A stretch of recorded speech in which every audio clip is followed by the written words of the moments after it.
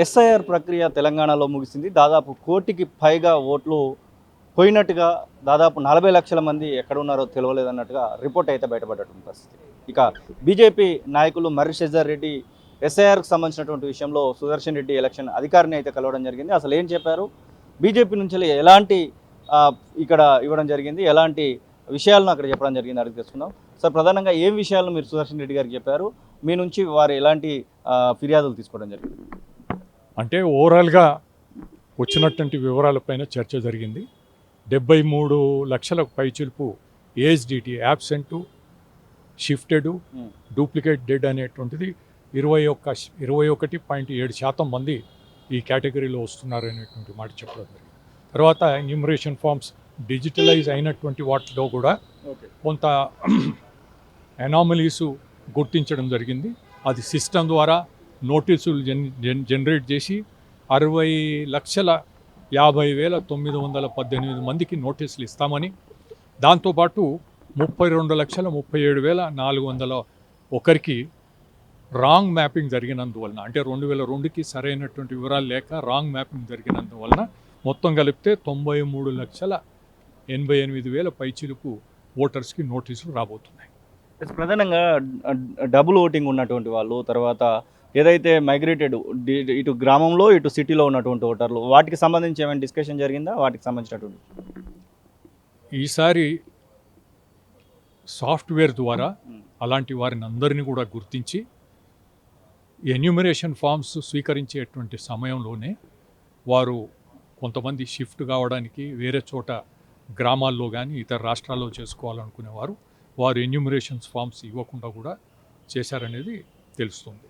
అటువంటివి షిఫ్ట్ అంటే ఎన్యూమరేషన్స్ ఫామ్ రానటువంటి దాంట్లో డూప్లికేటు అనేది కూడా కేటగిరీ ఒకటి ఉంది. హైదరాబాద్ రంగారెడ్డిలోనే దాదాపుగా 35-40 లక్షల ఓట్లు పోయినట్టుగా చెప్తా ఉన్నారు. అవి ఎవరు అనేటువంటిది ఏమైనా ఐడెంటిఫై అయిందా? ముఖ్యంగా సెటిలర్స్ సంబంధించినటువంటి ఓట్లుగా వార్తలు అయితే వింటూ ఉన్నాం. దానికి సంబంధించి వీసీ ఏమని చెప్పింది? వీటిలో వేరే చోట్ల గ్రామాల్లో కానీ ఇతర రాష్ట్రాల్లో కానీ, అంటే ఇతర రాష్ట్రాలంటే ఆంధ్రాకు సంబంధించిన సెటిలర్స్ కూడా, ఇలాంటి వారంతా కూడా అక్కడే ఓటు నమోదు చేసుకోవాలనుకున్నటువంటి వారి పేర్లన్నీ దాంట్లో ఉంటాయి. బీజేపీ ఇంకా ఏమైనా సజెషన్స్ ఇచ్చిందా ఈసీకి? ముఖ్యంగా పోలింగ్ బూతులు మారుతాయి అనేటువంటి వార్తలు వస్తూ ఉన్నాయి. పోలింగ్ బూతులకు సంబంధించి కానివ్వండి, ఇంకేదైనా సజెషన్స్ ఇచ్చారా? ఈ పోలింగ్ బూతులు మార్పు గురించి ఈ ప్రక్రియ చాలా కాలంగా నడుస్తుంది. దాని మొన్న 10వ తేదీ నాటికి గడువు ముగిసింది. దాని తర్వాత వచ్చినటువంటి రిక్వెస్ట్ను దృష్టిలో పెట్టుకుని వారు మార్పులు చేశారు. ఇప్పుడు ఏ విధంగా జరిగినాయి అనేది డ్రాఫ్ట్ ఓటర్ లిస్ట్ వస్తే, ఏదైనా జరగకుండా ఉన్నట్టుంటే మేము ముందుకు కూడా దాన్ని పర్సూ చేస్తాం. కొన్ని చోట్ల ఓటర్ల సౌకర్యం లేకుండా పట్టుబట్టి, ఉదాహరణకి 231, 32, 33, 34 ఖమ్మం అసెంబ్లీ నియోజకవర్గంలో ఒక చాలా చిన్న లేన్ ద్వారా సరైనటువంటి రోడ్ లేకుండా 4 బూతులు అక్కడ ఉన్నాయి అని మేము వాటిని మార్చాలని చెప్పినప్పుడు కొంత సమాచారం వారు ఇచ్చిన దాంట్లో అది ఎవరు ఓటర్స్ అనేది కాదు. అయితే అంటే మా ఓటరా మీ ఓటరా అనే కాదు, ఓటర్లకు సౌకర్యంగా లేదు అని చెప్పి మేము ఆ రోజు రాసిచ్చినప్పుడు వారి నుంచి వచ్చినటువంటి రిప్లై, వీఆర్ నాట్ సాటిస్ఫైడ్.